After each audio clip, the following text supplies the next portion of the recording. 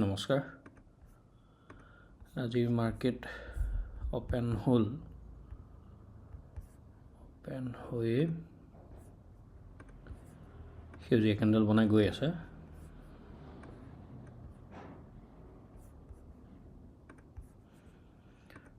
আমি এণ্ট্ৰিটো লৈ ল'ব লাগিব।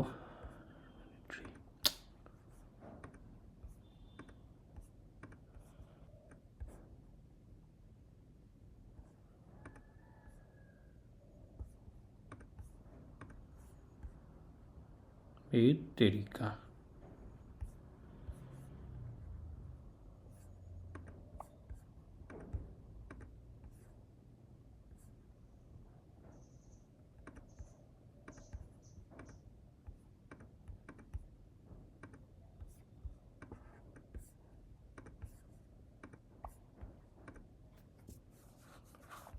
আমি 638 পালোঁ।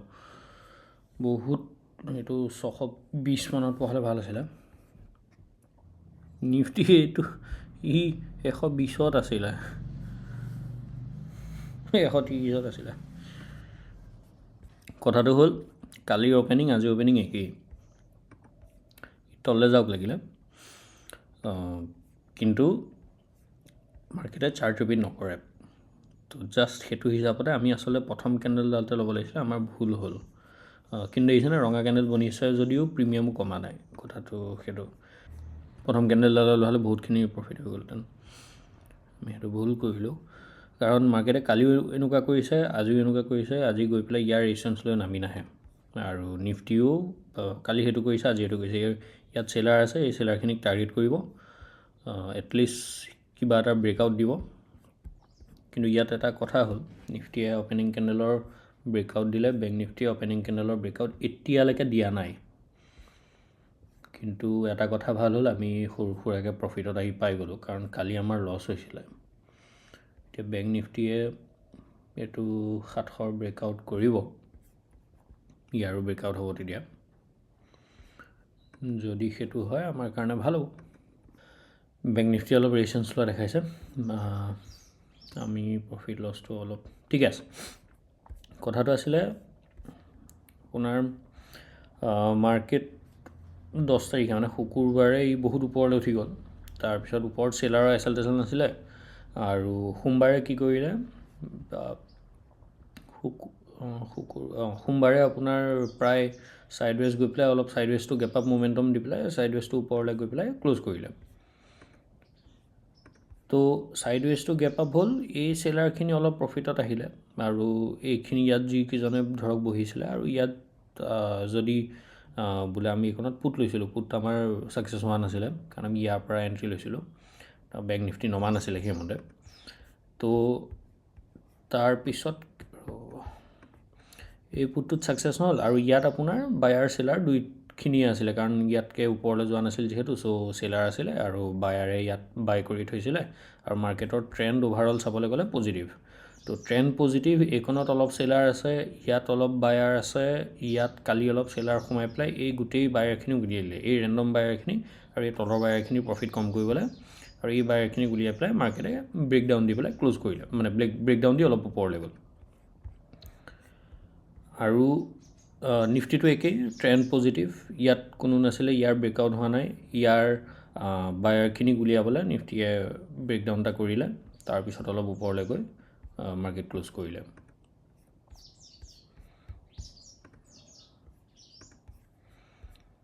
আজি আমি সেইকাৰণে, কালি যিহেতু কণ্টিনিউ নামি আহিছিলে এনেকৈ সেউজীয়া কেণ্ডেল বনাই, তো আজি আমি সেইকাৰণে ফ্লেটটো গেপ আপত আমি বাইঙৰে প্লান বনাই থৈছিলোঁ।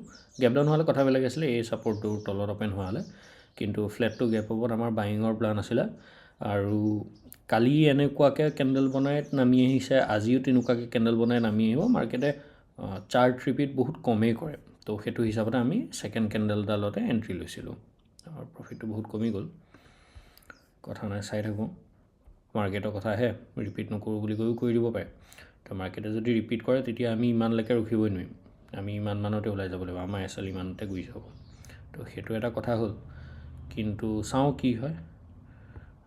ইয়াৰ ৰেজিষ্টেঞ্চ লৈ আছে কালিৰ নিচিনাকৈ। কালিৰ নিচিনাকৈ ৰিচেঞ্জ লৈ যদি নামি আহে আৰু তেতিয়া সেইটো 10টাৰ ভিতৰত 1-2টা চাৰ্ট হয়, লছ লৈ ওলাই যাম আৰু নহ'লে প্ৰফিট কেনেকুৱা কি হয় চাওঁ। বেংক নিফটিটো হোল্ড কৰি আছে আৰু নিফটি ব্ৰেকআউট দিয়ে, অলপ চেলাৰ বহায়, আকৌ এটা ব্ৰেকআউট দিয়ে, আকৌ চেলাৰ বহায়, চাওঁ কি কৰে। মাৰ্কেটে আমাৰ প্ৰফিট কমাই লছলৈকে আনি দিলে। বেছি তললৈতো যাব নালাগে। চাইক'লজিটো আমাৰ এইটোৱে আছিলে যে মাৰ্কেটে কালি চাৰ্ট ৰিপিট নকৰে। কালি এনেকৈ ওপৰলৈ গৈ নামি আহিছে ব্ৰেকআউট নকৰাকৈ, আজিও ব্ৰেকআউট নকৰাকৈ নামি আহিব নালাগে। তো সেইটো হিচাপতে লৈছোঁ আমি। চাওঁ যদি ভুল হয়, SL2টো আছেই, সেইটো লছ অলপ বাঢ়িলেই, কাৰণ আমি প্ৰায় 1700-1800 প্ৰফিট দিছিলোঁ, তাৰ পৰা আকৌ এতিয়া 1300-1400 যদি লছ দেখিছোঁ, মানে 1% মোমেণ্টাম কৰি আছে। চাওঁ কি হয়, এনেকৈতো নামি যাব নালাগে বাৰু, দেখা যাওক। লছৰ লিমিট থকালৈকে থাকিম, লছ লিমিট গ'লেতো আমি লছ লৈ ওলাই যাম।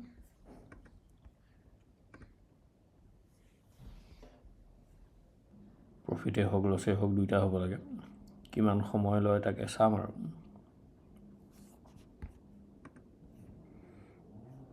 প্ৰফিট লছ কৰি আকৌ লছ বাঢ়ি গ'ল।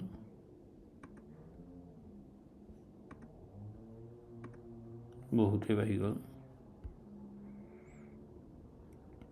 এণ্ট্ৰিটো ইমান বেয়া হ'ব বুলি ভবা নাছিলোঁ আমি।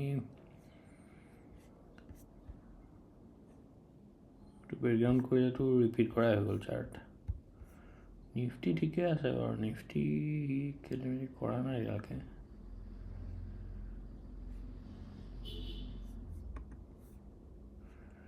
চেলাৰক ট্ৰেপ কৰিবলৈ হ'ব পাৰে, কাৰণ কালি বেংক নিফটি বেছি ওপৰলৈ উঠিছিলতো। নিফটি উঠিছিলে কিন্তু সেইমতে আকৌ অলপ নামিও আহিছিলে, কিন্তু বেংক নিফটি বেছি নামি যোৱা নাছিলে।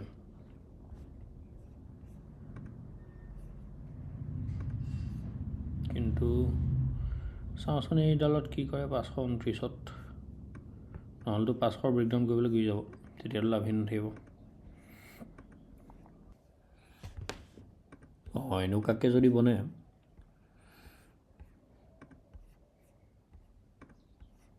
আমাৰো ভাল লাগিব দিয়কচোন।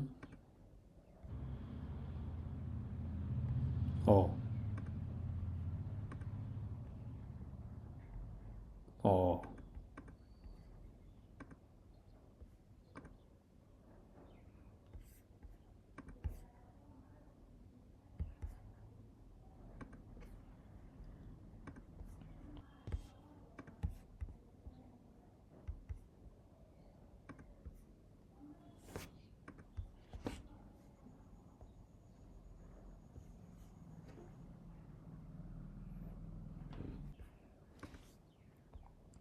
আমাৰ লছৰ লিমিট প্ৰায় শেষ হ'বলৈ হৈছে।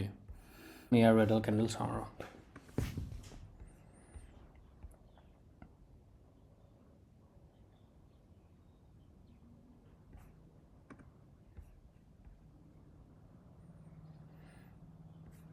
এইখনৰ পৰা ওপৰলৈ গ'লে ভাল আপছাইডৰ মোমেণ্টাম এটা আহিব, কাৰণ চেলাৰ ভালকৈ সোমাই লৈছে। এবাৰ ট্ৰাই কৰালে, ছেকেণ্ড বাৰত উঠি গ'লে এডাল দুডাল কেণ্ডেলৰে খেল আৰু। খালি এডাল সেউজীয়া কেণ্ডেল বনিলে লাইফ লাইন অকণমান পোৱা যায়, তাৰপিছত আকৌ ৰঙা কেণ্ডেলডালে যিটো স্পীডত বনে,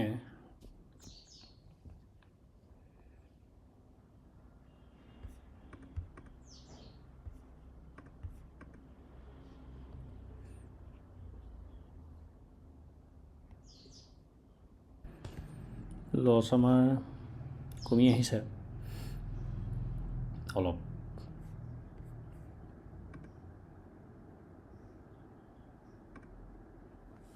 বেংক নিফটিটো বহুত এছেল আছে, এইখিনিতে টাৰ্গেট কৰোঁ বুলি ক'লে মাৰ্কেটৰ সুবিধা হ'ব, কিন্তু ছাইডৱেজ যদি গুচি পেলাই বোলে ছাইডৱেজ গৈ ডাইৰেকশ্যন সলায়, তেতিয়া বেলেগ আৰু,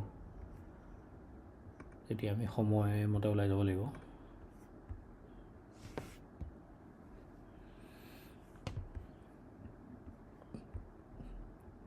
এই এনেকুৱা সেউজীয়া কেণ্ডেল বনালে নহয় সূতা থকা ষ্ট্ৰং বনাব লাগিব তেতিয়াহে আহিব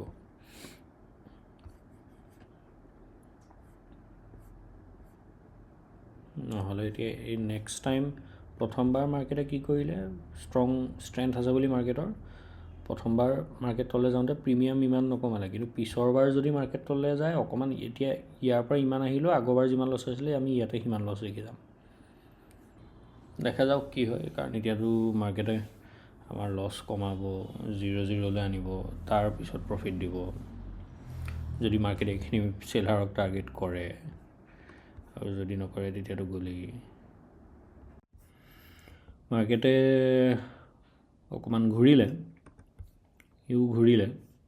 এইখনৰ ৰেজিষ্টেঞ্চ লৈ আছে ইয়াৰো ৰেজিষ্টেঞ্চ লৈ আছে কথা নাই ৰেজিষ্টেঞ্চ ভাঙিব আমি টানি টুনি এতিয়া প্ৰায় 3600 লছৰ পৰা 1000 প্ৰফিটলৈ আহিছোঁ মানে 20% মোমেণ্টাম দি গ'ল এতিয়া মাৰ্কেট যদি ছাইডৱেজ হয় তেতিয়াহ'লে ইয়াৰ পৰা আকৌ ঘূৰি যাব বহুত দেৰি কৰিব কাৰণ আচলতে এণ্ট্ৰিটো হ'ব লাগিছিল ইয়াত এইখনৰ কোনোবা এখনত তেতিয়া আমি ইয়ালৈ এক্সিট লৈ ল'ব পাৰিলোহেঁতেন আমি টেনশ্যন নোলোৱাকৈ যে ই ব্ৰেকআউট দিবনে নিদিয়ে এতিয়া আমিতো সেইটো নকৰিলোঁ আমি এণ্ট্ৰি আগতীয়াকৈ ল'লোঁ আমি এণ্ট্ৰি ইয়াত ক'ৰবাত লোৱা হ'লে বোলে এইটো ব্ৰেকডাউন কৰিলে বা এইখন লোৱা হ'লে এতিয়ালৈকেতো আমাৰ ধুনীয়াকৈ প্ৰফিট হৈ গ'ল আমি যিহেতু সেইটো নকৰিলোঁ এতিয়া আমি ৰখিব লাগিব আমি ডাবুল টাৰ্গেট লোৱা নিচিনা হ'ব প্ৰথমতে লছ কভাৰৰ টাৰ্গেট তাৰপিছত আমাৰ প্ৰফিটৰ টাৰ্গেটটো তো ডাবুল মোমেণ্টাম দিব লাগিব আৰু এইখনলৈকে এতিয়া বায়াৰ সোমাবলৈ ভয় কৰিব এইখিনিত দেখি অলপ বায়াৰ সোমাইছে চ' এইখনত সৰু এটা ৰিট্ৰেচমেণ্ট দিব পাৰে এই ভয় কৰিব কাৰণ এইখনত আকৌ নামি যাব বুলি চেলাৰক আহিবলৈ ইনভাইট কৰিব ন তো চেলাৰক ইনভাইট কৰিবলৈ যদি বেছি সময় লৈ লয় তেতিয়া আমাৰ আমি আগতীয়া 1000মান লছত গুচি যাম 1200-1300 লছত গুচি যাম কাৰণ সময় গৈ আছে ন সময় যোৱাৰ লগে লগে আমাৰ প্ৰিমিয়াম কমি গৈ থাকিব ভেলু চাওঁচোন কি হয়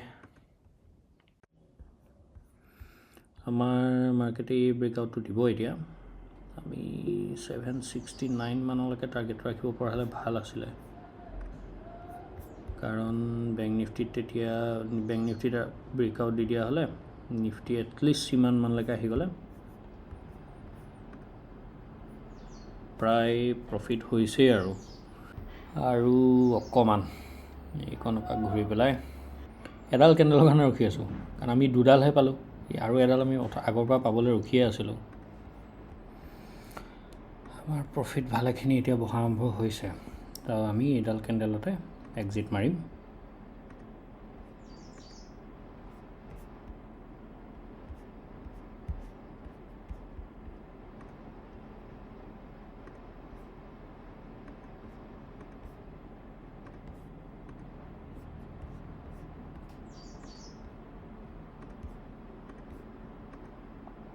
আমি প্ৰায় ডাবল প্ৰফিট দেখি গ'লোঁ কালি লছ কভাৰ হৈ গ'ল আজিৰ প্ৰফিটো মোটামুটি আহি গ'ল আজিৰ প্ৰথমতে লছ কভাৰ হ'ল কালিৰ লছ কভাৰ হ'ল আজিৰ লছখিনি যিখিনি দেখিছিলোঁ সেইখিনি কভাৰ হ'ল তাৰ পৰা আজি প্ৰফিট পালোঁ আমি এণ্ট্ৰি লৈছিলোঁ 9:16 এক্সিট লৈছোঁ আমি 10:34 ঠিকে আছে আৰু আমি লোভ নকৰোঁ এতিয়া আৰু এডাল যদি বনেও আমাৰ একো লোভ নাই আৰু আমাক এই ব্ৰেকআউট এটা লাগিছিলে পাই গ'লোঁ আৰু অকণমান ৰখি দিলে ভাল আছিলে কিন্তু নাই কালি যিহেতু লছটো কভাৰ হ'ল আজিৰ প্ৰফিটো আমি পালোঁ এই ব্ৰেকআউটটো দিলে আমাক লাগে চাৰ্টৰ ব্ৰেকআউট বা মানে চাৰ্টত প্ৰফিট বা লছ বা চাৰ্টত লছ নাথাকে চাৰ্টৰ প্ৰফিট বা প্ৰিমিয়ামৰ প্ৰফিট বা প্ৰিমিয়ামৰ লছ আমি দেখা নাছিলোঁ প্ৰিমিয়ামৰ প্ৰফিট আমি দেখিলোঁ কিন্তু চাৰ্টত যিহেতু এই ব্ৰেকআউটটো বাকী আছিলে ইয়াত আছিলে ন এই ব্ৰেকআউটটোৰ কাৰণে আমি ৰখি দিছিলোঁ তো আজি দিনটো ভালেই গ'ল খালি মাৰ্কেটে বহুত দিগদাৰ কৰিলে 9:16 পৰা 10:34লৈকে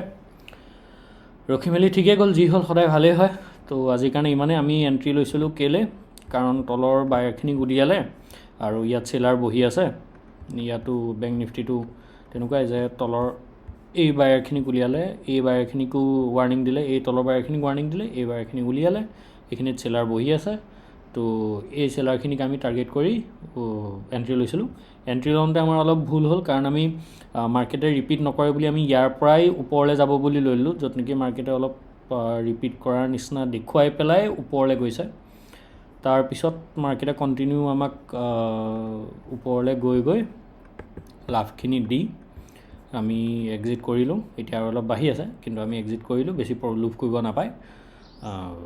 ধুনীয়াকৈ আমাৰ ট্ৰেডটো ঠিকেই গ'ল। আজিলৈ ইমানেই, আহিছোঁ, ধন্যবাদ।